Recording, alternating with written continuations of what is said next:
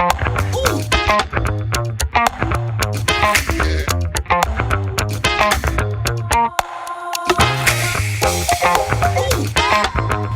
First exclusive. Hello and welcome to a conversation where we will confront what has become one of the most pressing public health challenges of our time: diabetes. And as the World Health Organization reminds us, it is a silent killer. But it does not have to be so, because the power to prevent, manage and even reverse this disease lies within our reach. And it's important that we give the required effort, innovation, education and especially the awareness to mitigate this disease. I'm privileged to be in the company of three exceptional personalities in the field of diabetes care today. First of all, I have Professor Peter Schwarz, the President of the International Diabetes Federation, with me today. And then I have Dr. Lanka, the current President of the Diabetes Association of Sri Lanka. And last but not least, I have Mrs. Danya Vijay Surya, the Vice President of the Diabetes Association of Sri Lanka. Welcome on the show, all of you. Professor, let me start this insightful conversation from you. Serving at the International Diabetes Federation for more than 20 years, how do you see this International Diabetes Federation addressing the growing global challenge of diabetes, especially when it comes to the low and middle income families? You raise a very important question, because diabetes, especially in low and middle income countries worldwide, is rising a lot. And this is actually, it's a challenge, because the old-fashioned picture was that if you eat too much, if you eat the wrong things, and in the Western world obesity is related to diabetes. But now we see a development that, especially in low and middle income countries and very low income countries as well, that diabetes rises enormously, much faster than what we have seen in Europe and North America. This is related to urbanization, so more people go from the land, from urban areas, they go to the city, and suddenly they get more diabetes. But we also observe that on the countryside, on the rural areas, diabetes is increasing.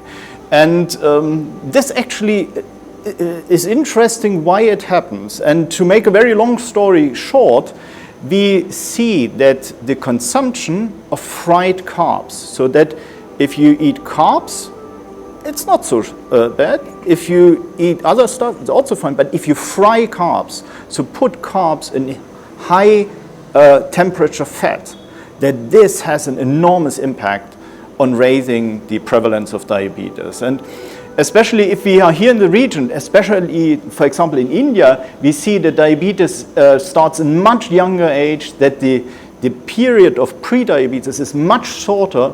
So sometimes people who are 28 or 80 years of age get diabetes. Sometimes they have the first sign of diabetes, but already 6 months later, 1 year later, they have the prevalent disease.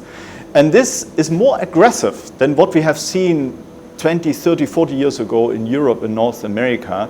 So for me, there is a big need, there's a big burden, and there is a big need to do something to halt the rise of I would say, the pandemic of diabetes. So we must truly say, after the pandemic with COVID a few years ago, we now see here in the region and also in Sri Lanka a kind of pandemic of diabetes.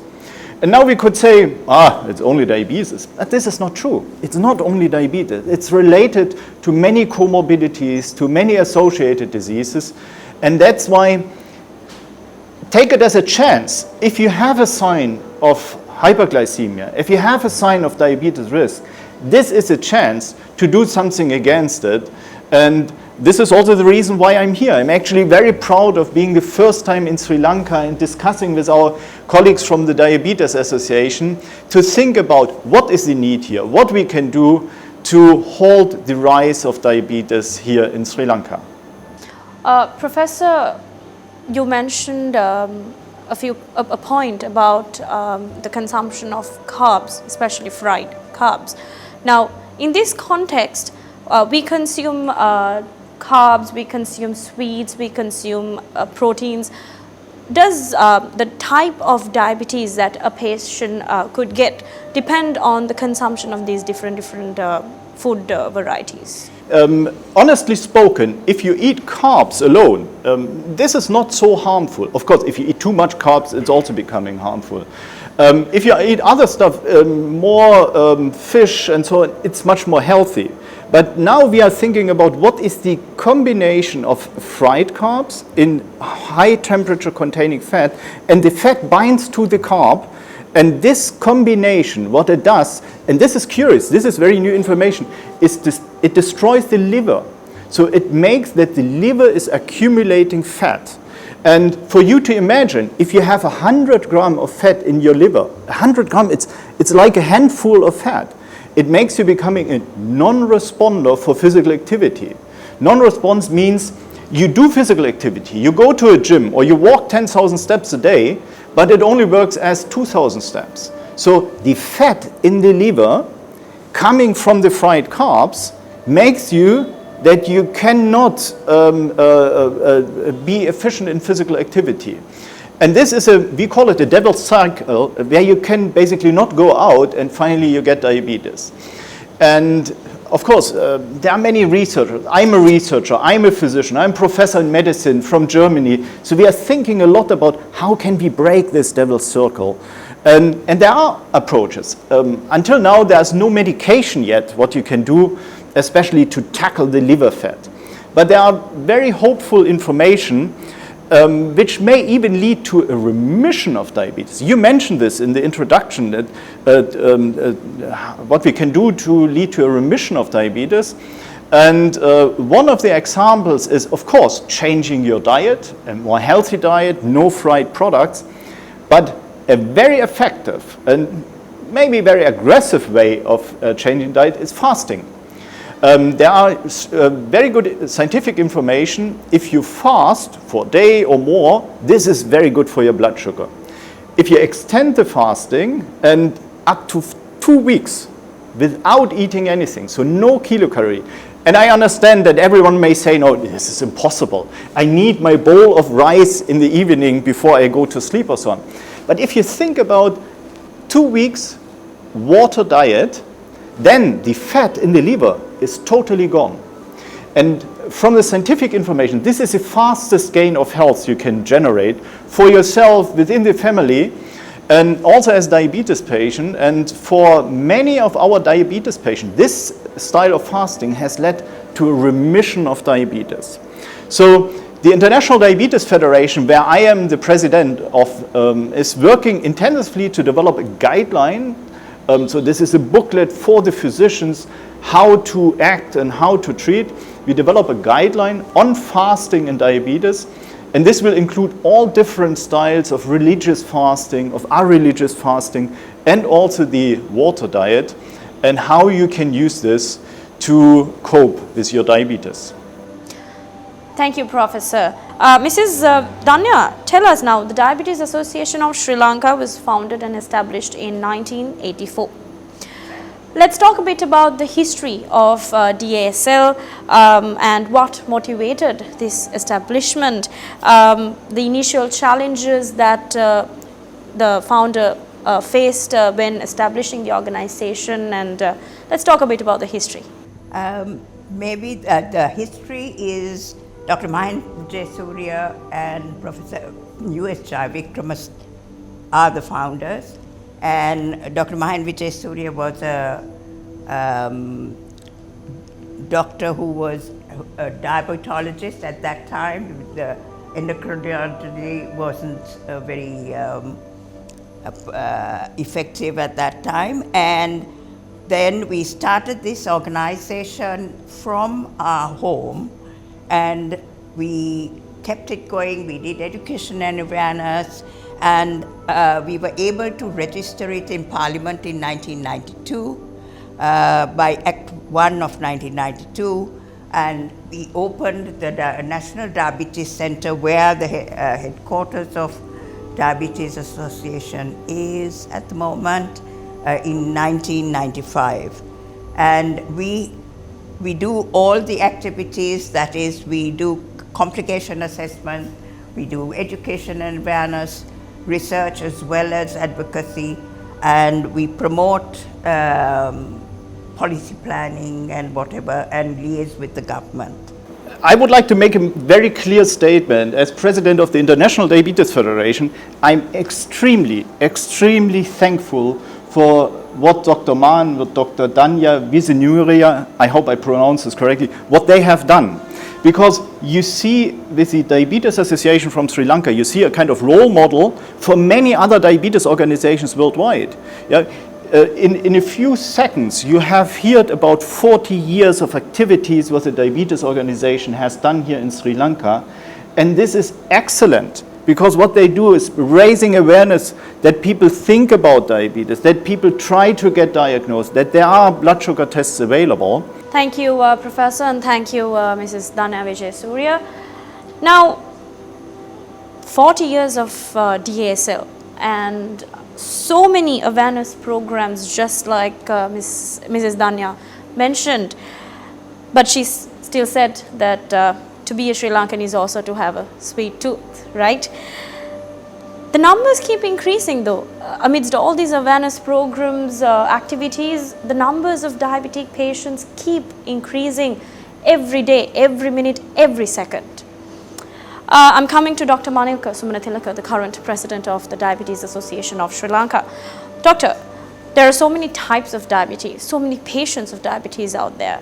Let's speak about the awareness that is spread in Sri Lanka in relation of diabetes, the types of diabetes, and the ideal cure for each type of diabetes.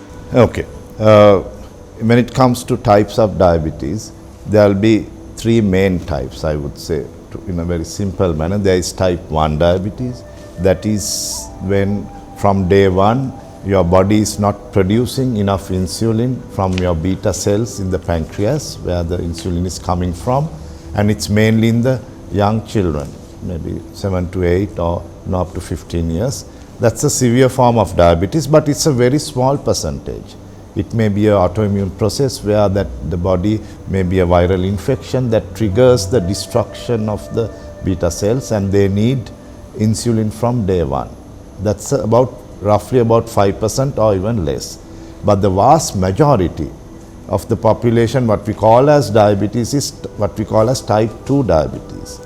Those days they used to say insulin non-dependent diabetes, but now we know there are 8 or 10 more pathophysiological defects associated with diabetes, coming from little bit in the pancreas where the insulin is not released properly, or the insulin that comes out of your pancreas is not working in the liver or the muscles due to what you call as insulin resistance, where what Peter mentioned as the obesity, increased fat in the body will retard that. The fat in the liver is going to dampen the effect of insulin on the liver and the other tissues, right?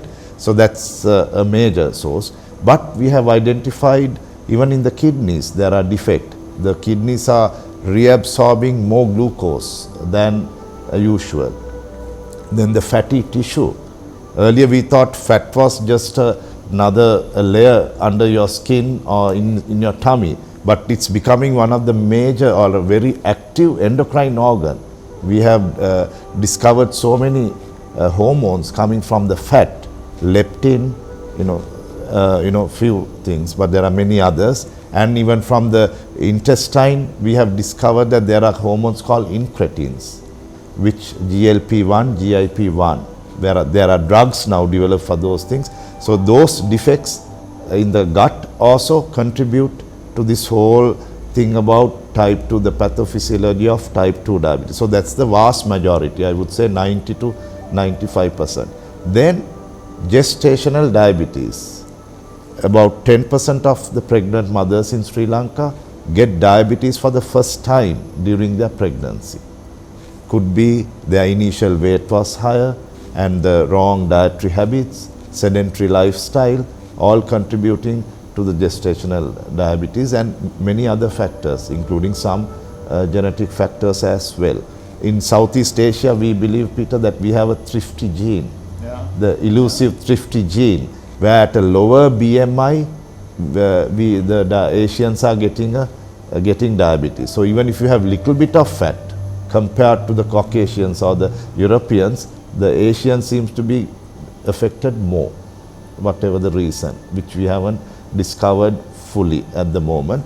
And those are the three main types. But the rare types, because the diabetes center caters lots of young children, some of them may have monogenic diabetes, a gene defect, a single gene defect, but that runs in families, usually 3 generations, less than 25, and they might have a gene defect in them, which causes more maturity onset diabetes of young. There are about 10-12 types. We have to do genetic testing sometimes to identify them. And the commonest other types will be various endocrine hormonal abnormalities. We have cortisol hormone, the stress hormone, Cushing syndrome. There are certain growth hormone, when it goes up, the sugar can go up. So and certain medications that are commonly used in our day-to-day practice, like steroids, prednisolone, if they are abused, taken more than what's prescribed, that also can cause diabetes. So these are the few main types, other than few rare types are there. Right. Dr. Manilka, let's also speak about the awareness spread in Sri Lanka regarding these types of diabetes and the cures for these types of diabetes. Okay, cure is a very ambitious thing that we are looking at. I wouldn't say it's a hopeless situation. There are lots of new innovations coming in. So let's talk about, we don't say cure first, reversal, at least reversal of type 2 diabetes, as Professor Peter mentioned before, can be done fasting, yes.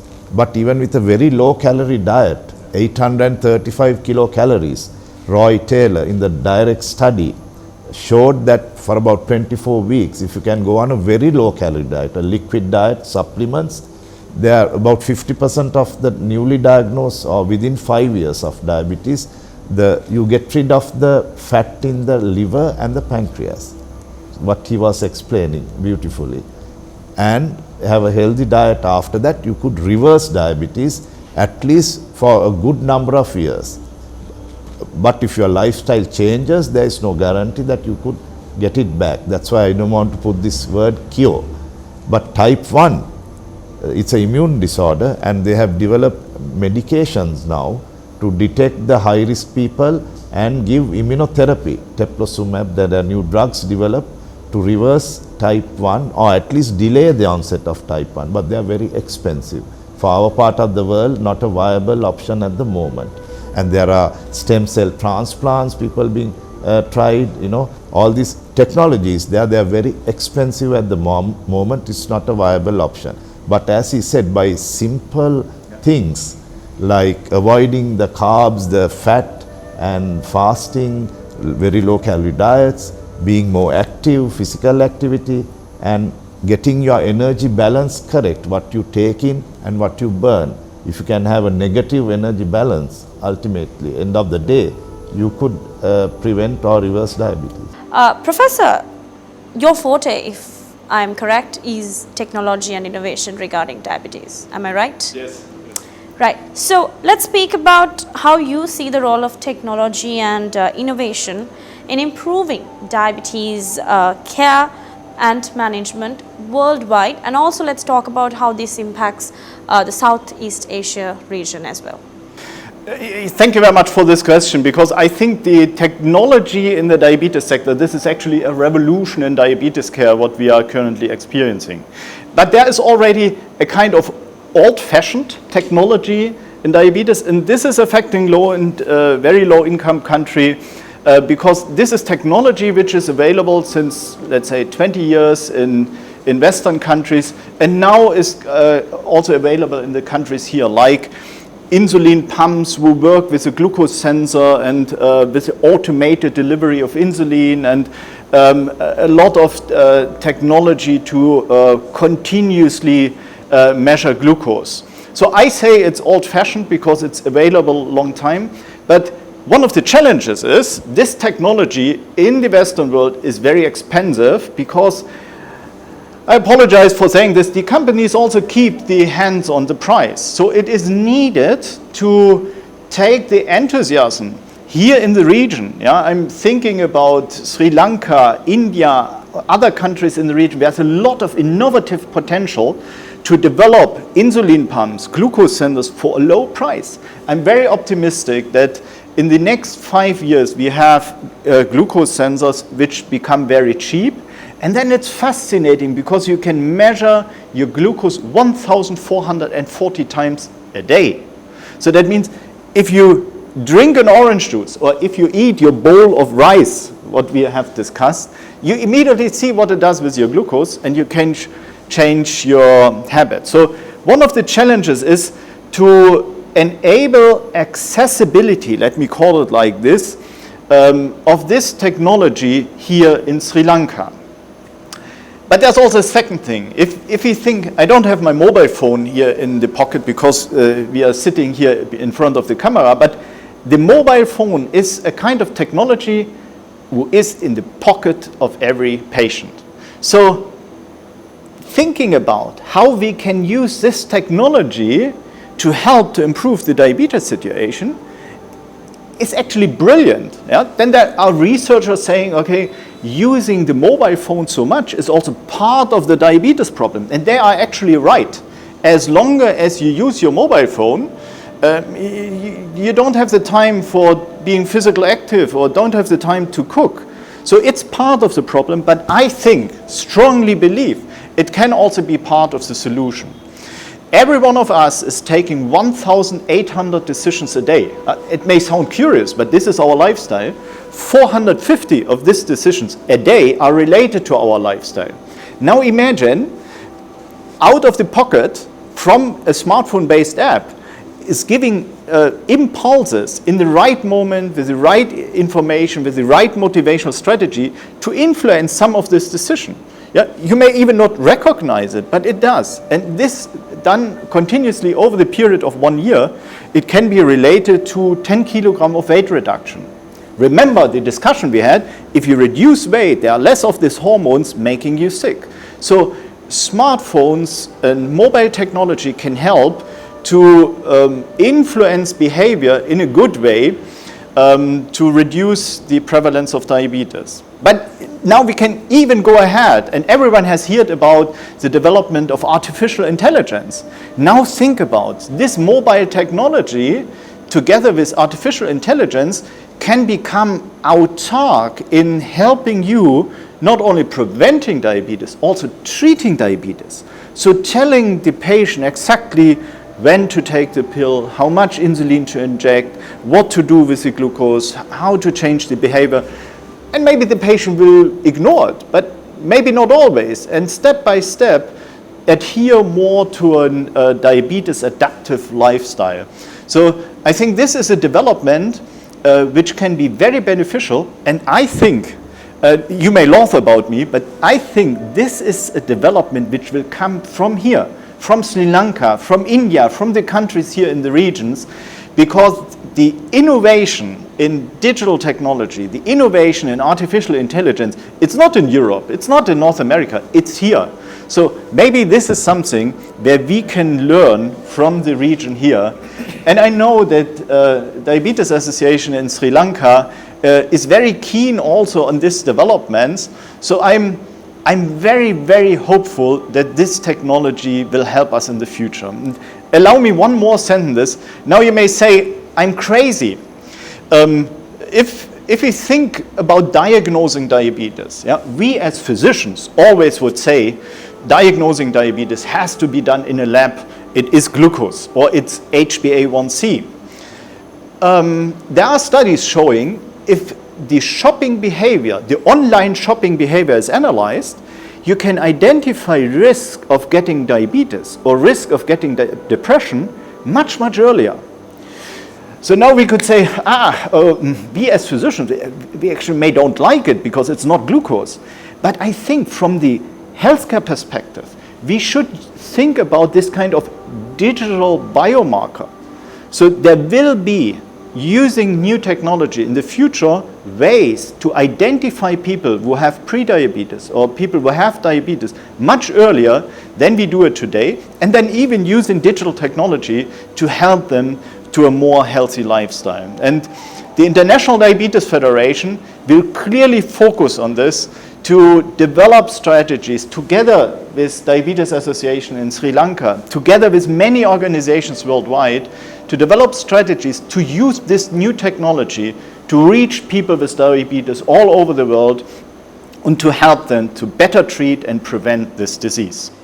Thank you, Professor. And just like he said, technology can be a diabetic patient's best friend or the worst enemy, right? Yes.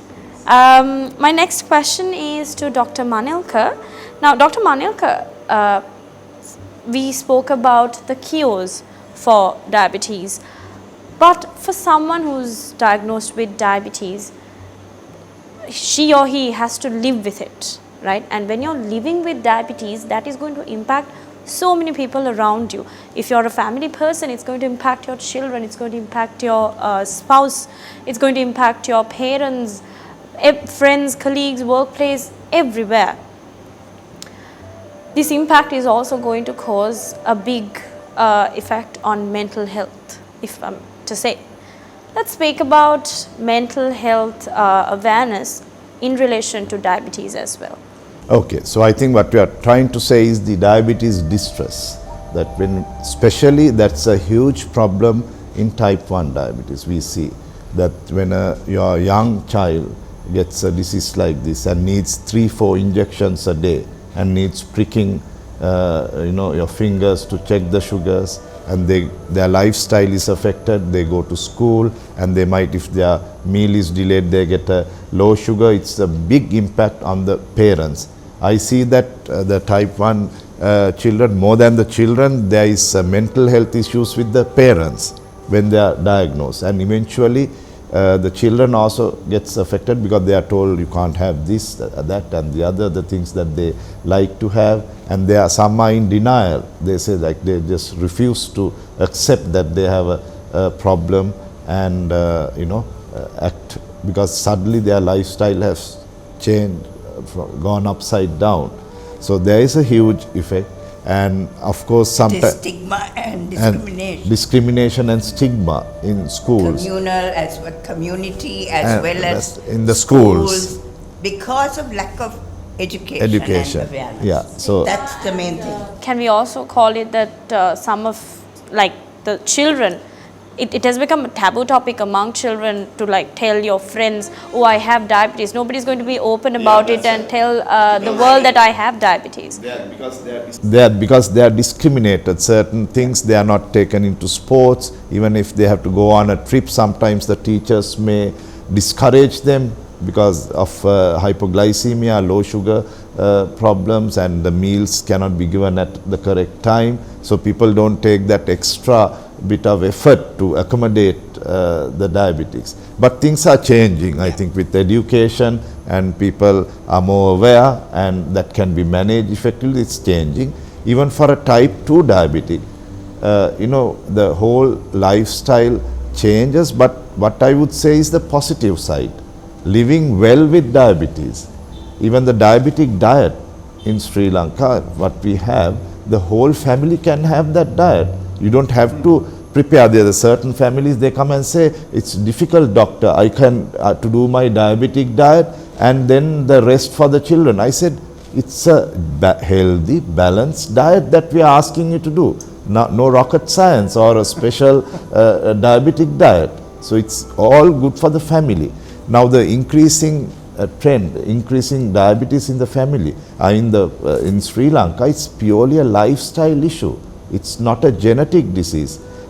People might say, no, my grandparents had it, my parents had it, type 2 diabetes. We are getting it, it's all genetic. No, it's the lifestyle of the family, what the family has been eating. The high carb, fried food, and the lack of exercise, the culture of exercising in the family was not there, and the weight was considered sort of a what you call a Yes, it's a in thing and in thing you know, to as being if- being overweight. That's a cultural perception of body image is a huge issue in our part of the world, where thin babies will be overfed to look chubbier, and being a little bit overweight or obese is a sign of prosperity in our culture, which is changing. We are trying hard to change that, but still I have patients whom I have got them to with the modern medication sometimes to their ideal body weight, and their main complaint is when they go to office, they are asking, are you sick? You look drained out, you have lost weight, please get yourself checked, when they are in optimal health. So the cultural perception of body image in our part of the world is also not much in the West, I would say. This part of the world is a problem. People would call you out for being thin and then say, oh, you might have diabetes because you're thin. And then another person who's fat and obese, another person would discriminate and say, oh, you're fat, I think you have diabetes, get your blood levels checked, right? That's the kind of stigma that this entire disease has caused in the society. What about this diabetes coming from genetics? Like people say, oh, your grandfather has diabetes, your grandmother has diabetes, your mother, your father has diabetes, so obviously you will get diabetes in future. What is this genetical diabetes? Explain the type 2 diabetes. There are multiple genes involved, many. Some have been identified. It's very difficult to pinpoint a specific gene. It's the lifestyle in the family that has caused this, the cultural effects, and the way you eat, way you exercise, the cultural things and the lifestyle. Of course, I explained before, there are monogenic genes. There are specific time, it's less than 1% of the diabetic population that will have a clear genetic defect. But it's the main thing is lifestyle. I'd like to move my focus to Mrs. Danya Vijaysurya. Ma'am, tell us the goals for DASL in the coming 5 years. We focus on prevention, and we have to try our best to, only way to reduce it is through education and awareness and checking the risk factors. That's what we do in our education and awareness programs. So we have to concentrate on trying to prevent anybody getting diabetes. So that is with knowledge, education, and we are very lucky. We have a 92% literacy rate, and education is free. So that is why I think we are far better than most of the other countries in Southeast Asia, and that is one of the reasons we are very lucky to have free education and free health. Indeed, thank you, Mrs. Danya Vijaysurya. And finally, I have an open question to the panel.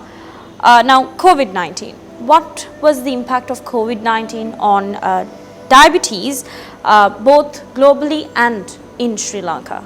Professor?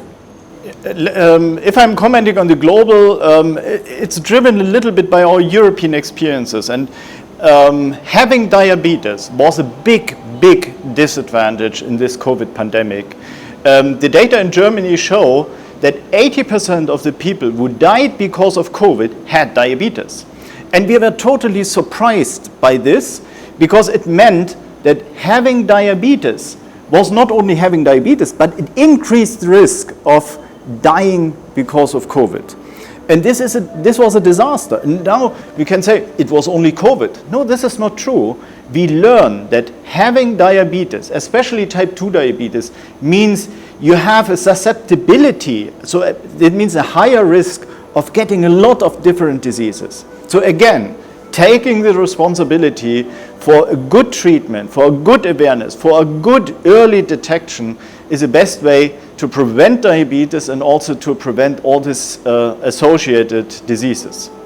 And may I just say that we have to try to reduce the stress factors, because we Sri Lankans, the parents, are very concerned about education, about the exams, and they push the child sometimes too hard.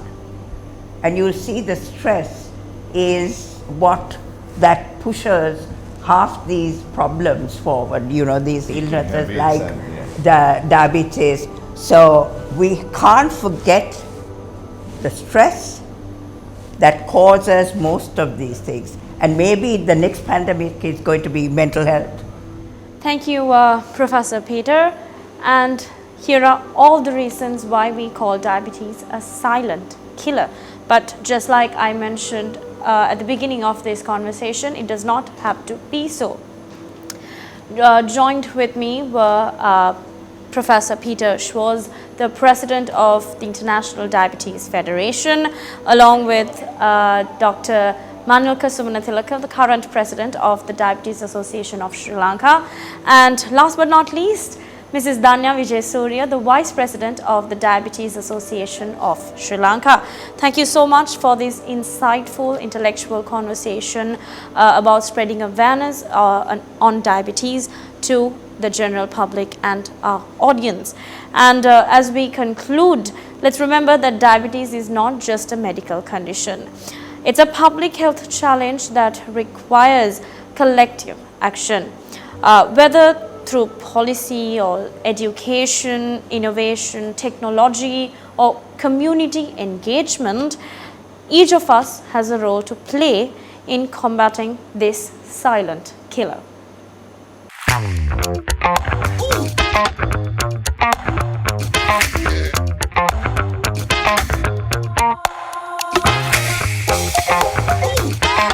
News First exclusive.